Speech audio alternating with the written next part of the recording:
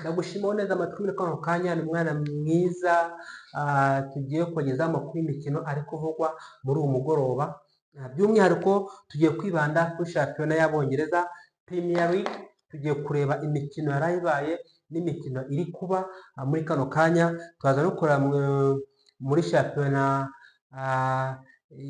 ya La Liga turaza kurebamo ibiri kuvugwamo, amakipe uko yahuye n'uburyo ki aza guhura. Shampiyona zatangiye kandi zirimo uburyohe budasanzwe, amakipe arimo atsinda andi byihuse cyane. Turaza guhuza mu Rwanda mu ikipe ya Rayon Sports, ikipe ya APR FC, ibiri kuvugwamo turaza kugenda tubirebera hamwe. Tudatinze n'ubundi, abenshi bari biteze shampiyona y'Abongereza uburyo ki imeze n'uburyo ki abakinnyi, amakipe menshi yaguze abakinnyi batandukanye, yongerera amasezerano andi makipe agiye atandukanye abakinnyi babo, aho bari bafite babongera amasezerano bagura n'abandi. Ni byiza ko rero shampiyona y'Abongereza uyu mwaka tuje kubonamo ibintu byinshi bigiye bitandukanye kandi by'impinduka. Reka duhere ku munsi w'ejo washize kwa gatanu tariki 21, ikipe Arsenal yatsinze ikipe ya Coventry City ibitego 3-0. Ikipe ya Arsenal rwose ni ikipe yagize ibihe byiza, ni ikipe yagize shampiyona nziza yashize, ni ikipe yagize imbaraga zidasanzwe, by'umwihariko muri Champions League nawe yageze ahantu kure hashoboka. Ikipe ya Arsenal uwo bita Havertz niwe yatsinze igitego cya mbere ku munota wa 19, Saka atsinda icya kabiri ku munota wa 23, ndetse Odegaard atsinda igitego ku munota wa 49. Ikipe ya Arsenal rero irayitsinda rwose mu buryo butagoranye, ko igice cya mbere rwose wumva ko yatsinze ibitego 2, icya kabiri bakigaruka itsinda igitego cya gatatu. Twizera ko ikipe ya Arsenal uyu mwaka izatanga imbaraga, cyangwa se izaha akazi amakipe bazakina cyane.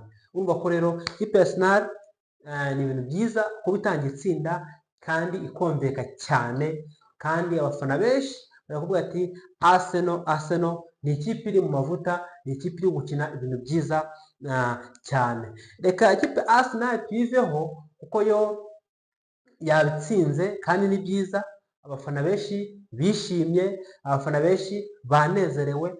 Ariko uyu munsi itariki 22, ikipe ya Manchester United ihuye n'akaga. Ikipe ya Manchester United navuga ngo isiguyeho.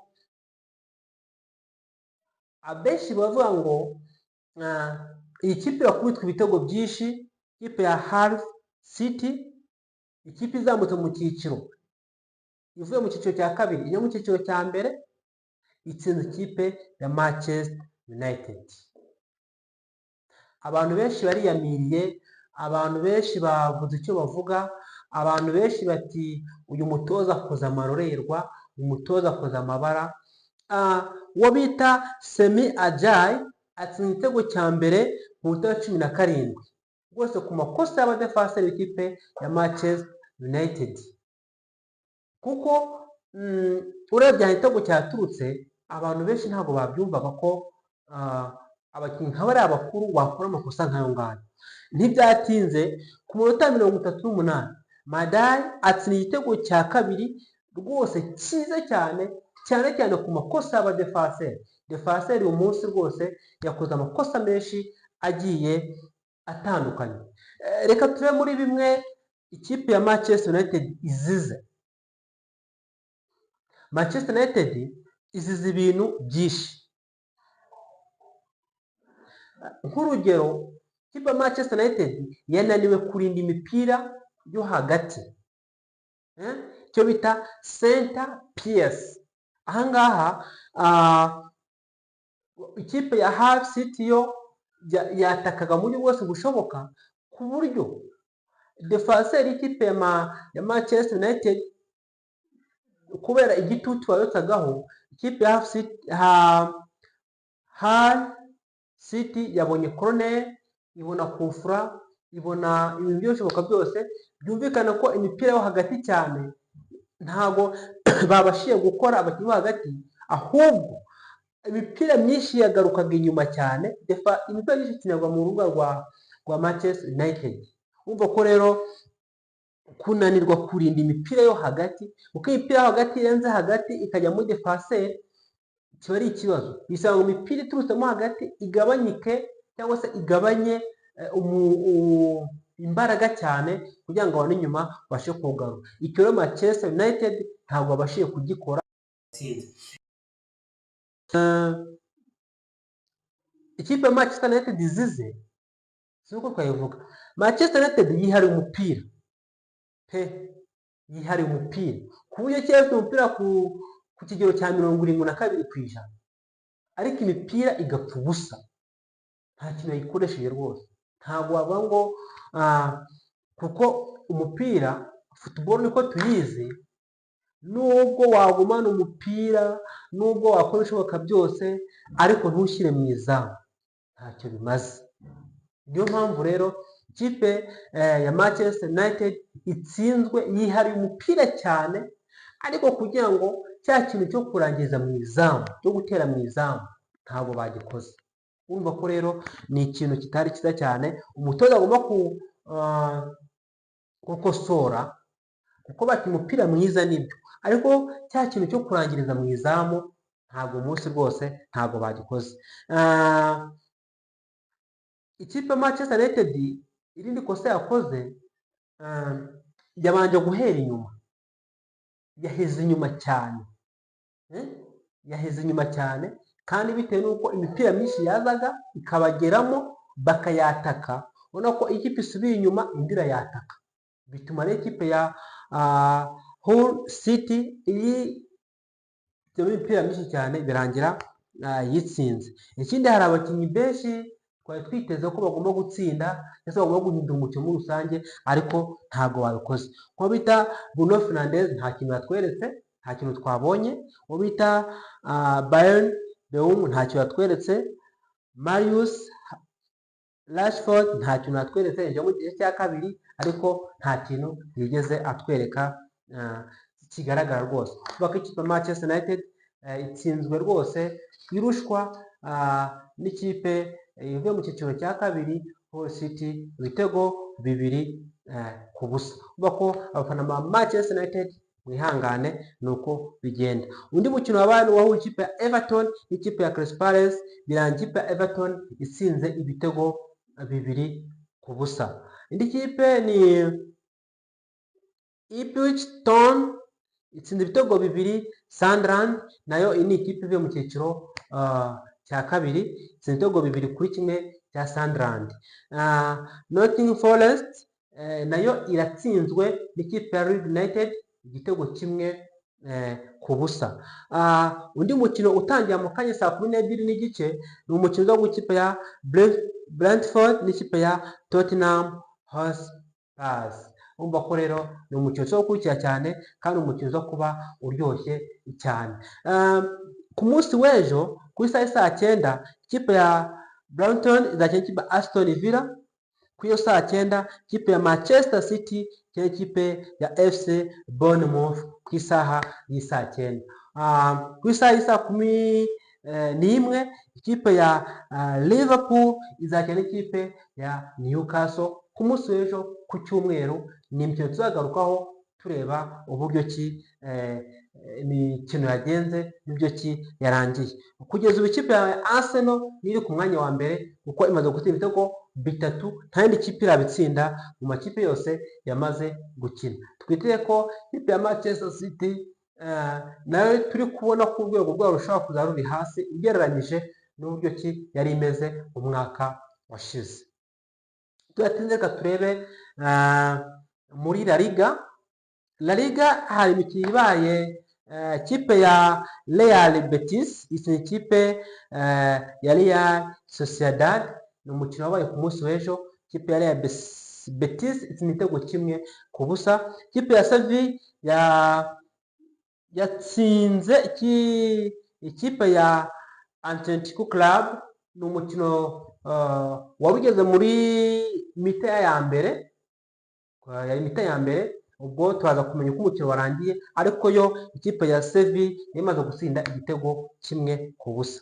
Ikipe ya Valence ku munsi w'ejo igomba guhura ikipe ya Celta Vigo ku isaha y'isa moya n'igice. Rero uyu munsi ikipe ya Espanyol igomba guhura ikipe ya Real Madrid ku isaha y'isa 3 n'igice. Umva ko ni imikino tugarukaho mu buryo bugiye butandukanye, tureba uburyo ki amakipe ari kwitwara muri rusange. Tugarutse mu Rwanda, mu ikipe ya Rayon Sports ikiri kuvugwa nuko abakinnyi bakoze imyitozo umunsi nyuma ya saa sita. Ku munsi w'ejo baba bahawe ikiruhuko. Uyu munsi mu gitondo naho hari ikiruhuko, ariko nyuma ya saa sita bakoze imyitozo. Ikindi muri Rayon Sports ni uko ku munsi w'ejo perezida wa Rayon Sports yagiranye ibiganiro n'umuyobozi wa Beka nk'umuterankunga bafite mukuru ugomba gutera inkunga ikipe ya Rayon Sports. Ikipe ya Rayon Sports abakinnyi ko bari bahawe akaruhuko. Ku munsi w'ejo Beka yabashyikirije miliyoni 15 za Beka na Rayon Sports, tuvuze ngo bameze gutya, bameze neza, ntago twaba tubeshye, kuko umuyobozi wa Beka yavuze ngo ikipe ya Rayon Sports kuva muri Sekafa kugeza iyi saha Beka imaze kurunguka ibintu byinshi cyane, kuko imaze kubona abantu bashyashya biyandikishije cyangwa se bafunze konte barenga 200 muri Beka. Uvuga ko Beka iri mu kazi, yahaye miliyoni 15 abakinnyi b'ikipe ya Rayon Sports nk'uko bari babyiyemeje. Beka ikavuga ati Rayon Sports itware Super Coupe, ijye mu matsinda na Beka. Uvuga ko muri Rayon Sports rero agafaranga kameze neza mu buryo bwiza, kandi abakinnyi barishimye, kandi bishima bazatsinda cyane. Ikindi ni Super Coupe twarabigarutseho cyane. Ikipe ya APR yo yamaze kuvamo, yikuye muri Super Coupe, kuko ibyo bayibwiraga ntabwo babashije guhuza ibiganiro nk'uko Ferwafa yari yabiteguye. Bavuga ngo Super Coupe irimo Rayon Sports, irimo Police, irimo Kiyovu Sports ndetse na Mukura. Uzatangira ku munsi wo kuwa gatanu mu cyumweru gitaha. Ikipe ya Rayon Sports izakina n'ikipe ya Police, ikipe ya Kiyovu Sports izakina n'ikipe ya Mukura, noneho turebe izahita zigera kuri finale. Umva ko ni ibintu byiza cyane. Muri APR ho barimo barakoresha ibishoboka byose kugira ngo bakosore amakosa bagiye bakora agiye atandukanye, kandi bazabashe kugera kure hashoboka muri Champions League. Twabonye ko CAF yo yamaze guhakana ikipe ya APR ko igomba kujya gukina mu gihugu cya Congo Kinshasa. Ku ikipe ya APR yo yaravuze yuko hari ikibazo cya Ebola, ariko ibindi biri gutera impungenge cyangwa se biri gutuma abantu benshi bibaza, bishobora no kuzanatuma CAF ibyinjiramo neza, igaha uburenganzira nk'uko APR yabivuze. Hari amarushanwa amwe n'amwe ari kuzabera muri Congo Kinshasa yamaze kwimurwa avanwayo bitewe n'ikibazo cya Ebola gihari. Birashoboka ko iki cyazajya yenda CAF ntacyo yabihinduyeho, ariko ubu tuvugana ikipe ya APR igomba kwitabira umukino uzabera muri Congo Kinshasa. Ndabashimiye mu muhanda z'amatwi, ndabashimiye abenshi mwankurikiye. Abashyashya mukora ukazogera kandi subscribe kugira ngo mujye mukurikira ibiganiro tubagezaho. Ciao ciao, dusubire muri video ziza kuza inyuma.